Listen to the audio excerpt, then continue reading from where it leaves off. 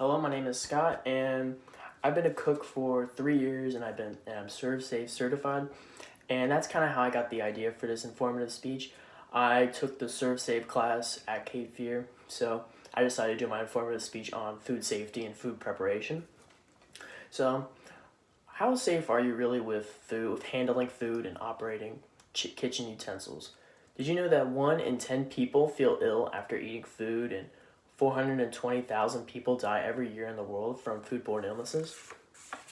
Today we will be discussing how to correctly prepare food and how to avoid contamination. First, food preparation is very important. When I did some research into it, I used a site called PECB. They talked a lot about time and temperature control.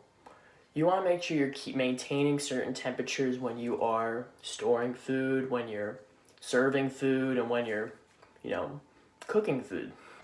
So when you're serving food, you want to have the hot. If it's hot food, you want to keep it at 140 degrees Fahrenheit. When you are freezing food, you want to keep it at negative zero point 0.4 degrees Fahrenheit. And when you have cold food in the refrigerator, you want to keep that at 41 degrees at Fahrenheit, and make sure everything's fresh and it's not like moist and damp or anything. You want to make sure it's clean. Preparing food is also really important. You want to make sure that your fryers, your grills, your steamers are all sanitized and cleaned and dry to avoid, moisture, mold and mildew, first of all, and so that when you cook it, it can work. Sometimes if you don't clean out something, there's a buildup of if you don't clean something out, you'll have a buildup of problems, and it probably will break your machinery. So, and you also want to make sure that when you're preparing your food, you're not cross-contaminating. So you have separate cutting boards for raw chicken, and you have a cutting board for your vegetables, and you have a pan for your chicken, and you have a pan for your vegetables, and you have a steamer tray for your chicken and a steamer tray for your vegetables. You don't have any sort of crossing, or you have a knife for cutting chicken, and you have a knife for cutting vegetables. You're not cross-contaminating, risking getting sick, risking. It really is a risk when you don't take that into consideration. You want to make sure you're hitting the temperatures, like I said. So when you're preparing your food, you want to be making sure you're hitting your poultry, your chicken, your raw chicken, at 165 degrees Fahrenheit when you're finished cooking, or ground beef. With your steaks or your lamb, and that stuff that can be kind of rare, you want to make sure you're hitting the temperature of 145 degrees.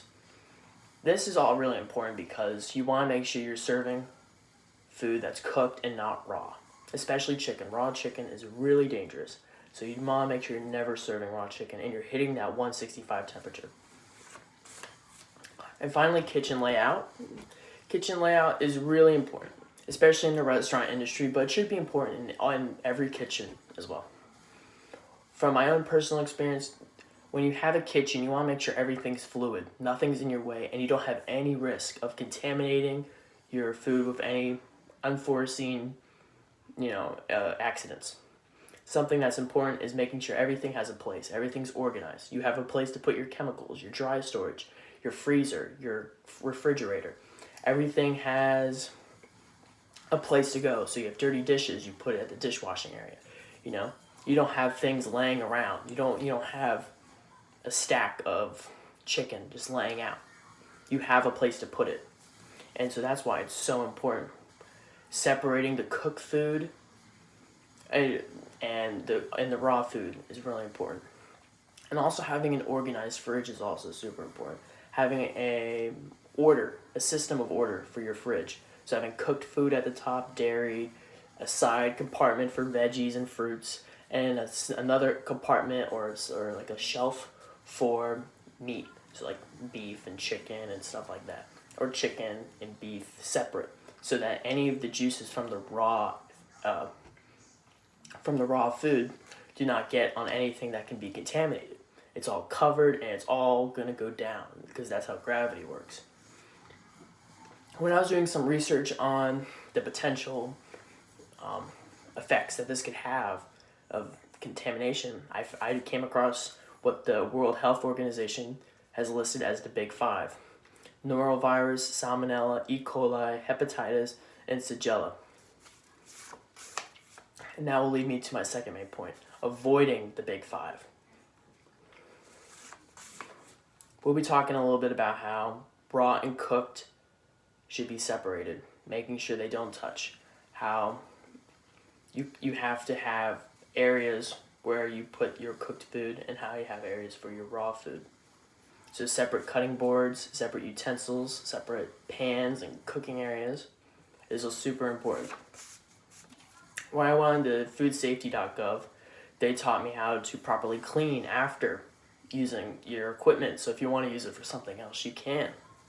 So properly washing your hands, properly dishwashing, not just wiping it off, not just spraying it off. You want to get soapy water, wipe the bacteria off. I've seen many times in the kitchen where I've worked in restaurants where people just dump it in sanitizer water, wipe it off, and then now they're good. I'm like, that's not the proper way to clean dishes and utensils. That's just, doing it lazily. You want to make sure you're getting the bacteria off and making sure that your food is safe. Another thing that's super simple too is the foodsafety.gov recommended was keeping a regular inventory and dating things. You don't imagine how even in my own house where people don't date things, so things go bad. We don't know what we have, so when we go shopping, we'll buy an extra thing that we didn't need, or we buy something and we don't use it and it goes bad.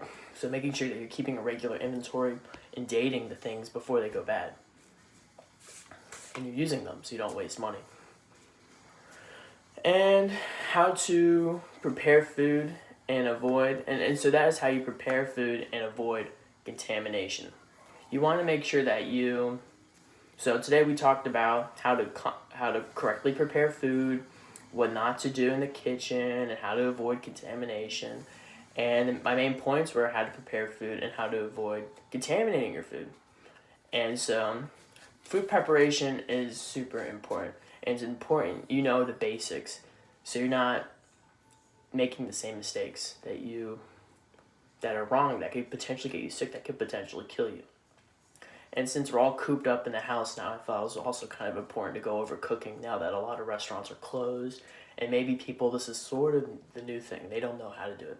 So maybe I felt like this would be actually kind of really useful information. So thank you for listening, and I hope you have a nice day.